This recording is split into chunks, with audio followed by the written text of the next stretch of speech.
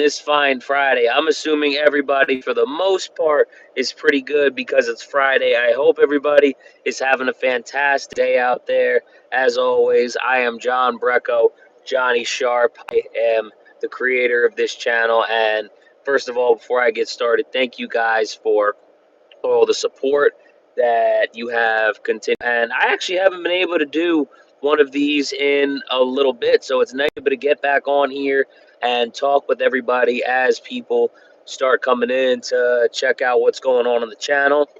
I don't know how many people will be here, considering I haven't done this in a bit, but hopefully we get a few people coming in as time goes on. Looks like we already have 2 people here, and we're not even a minute in yet. So again, thank you guys for coming on from the shadow. Shout out to the 2 of you, whoever you are, but for everybody else coming in as well, make sure you guys like, comment, share, and subscribe. We are getting closer and closer to 23,000 subscribers.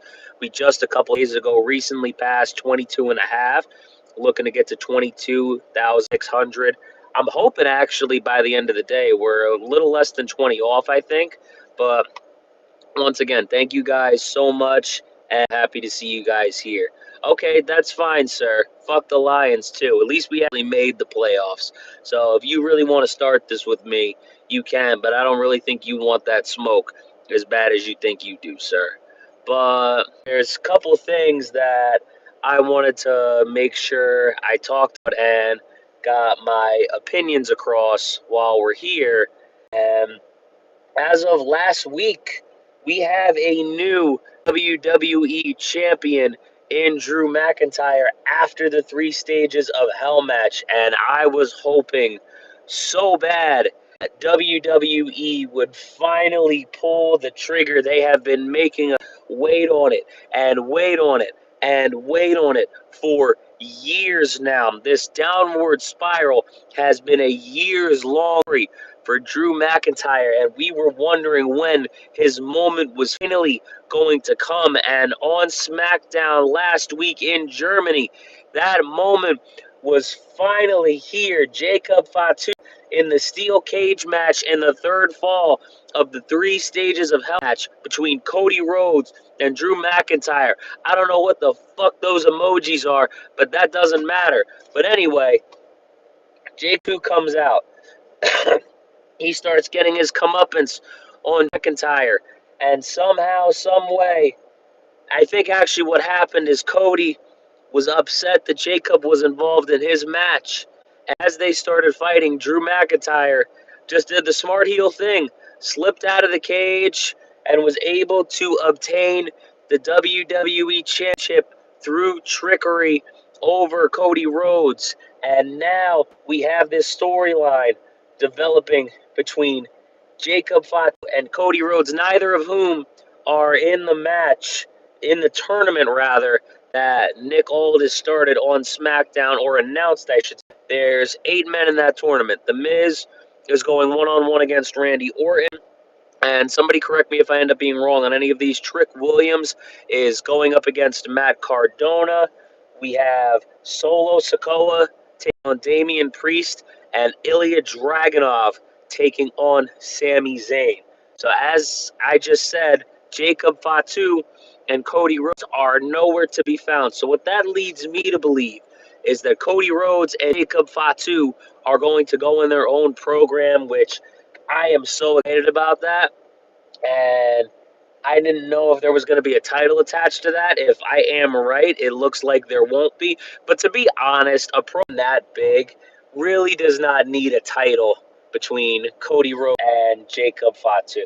So I am perfectly okay with them going into their own thing, handling their own business after last week, and then made a mini feud between Jacob Fatu and Drew McIntyre before WrestleMania. Because quite frankly, I have seen all I need to see with Drew McIntyre versus Cody Rhodes. I feel like a lot of people feel that feud actually went on too long. I don't personally feel that way, but I think after this match, I've seen all I need to see with that feud, and I don't want to really have it go any further. So if we could get that, even if we got a triple threat with the 3 of them, I would end up being okay with that. But something different Definitely. Now that Drew McIntyre has won the WWE Championship. No, I am not.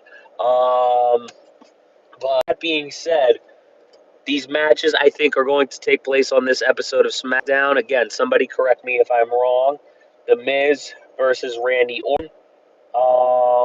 I'm actually hoping The Miz kind of comes out on top because he's been putting people over a lot. And I feel that time for The Miz to finally, get a chance to shine and go on to the Fatal 4-Way match. Not face Drew at the Royal Rumble. I don't think it should be Drew McIntyre versus The Miz. I don't want to see that. But I do think should get past Randy Orton. And he doesn't have to win clean. Trick Williams and Randy Orton did have a confrontation last week. Trick Williams did win his match against Rey Fenix. So why not keep building for Trick Williams and have him get involved in Randy Orton's match, costing it for him and allowing Miz to go on.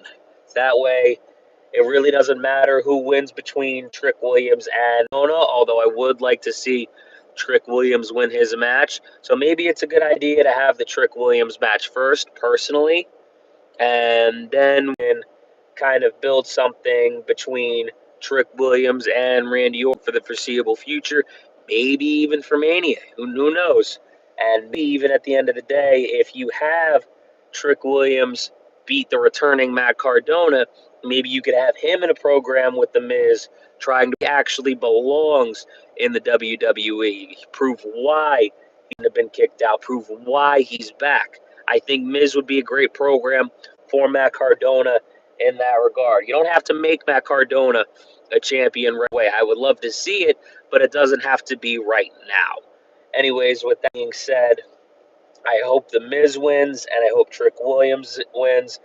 As far as Solo Sikoa and Damian Priest, I feel like Damian Priest win more.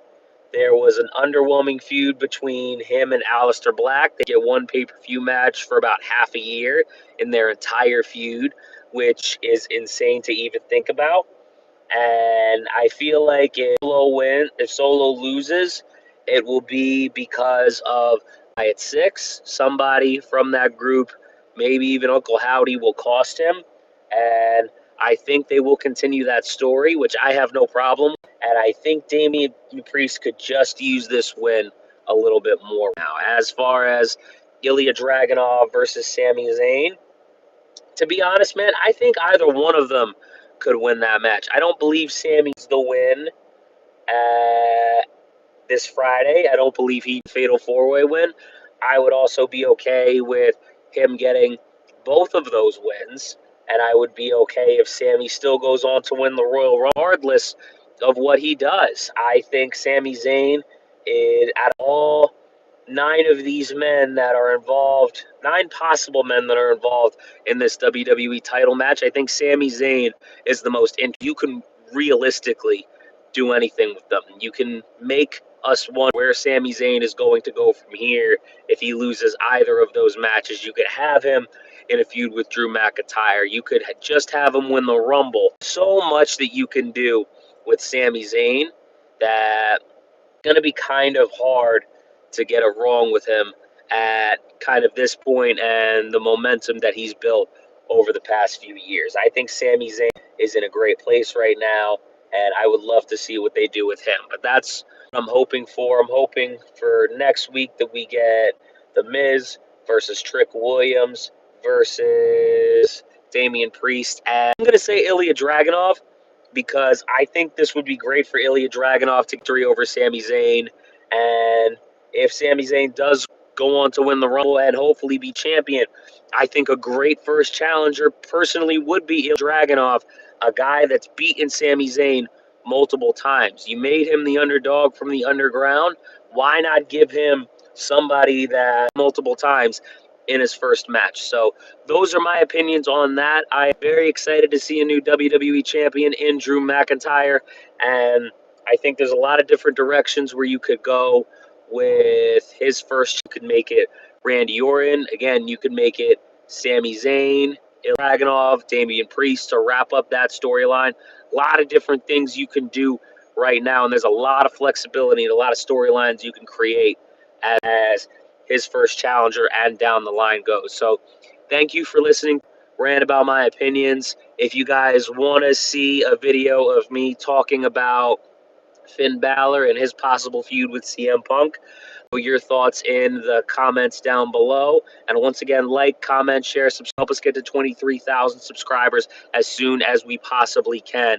And one more time before we go off, thank you so much. And I hope we can do a live time in the very near future. I apologize that I haven't been able to lately, but again, I can real soon. Deuces.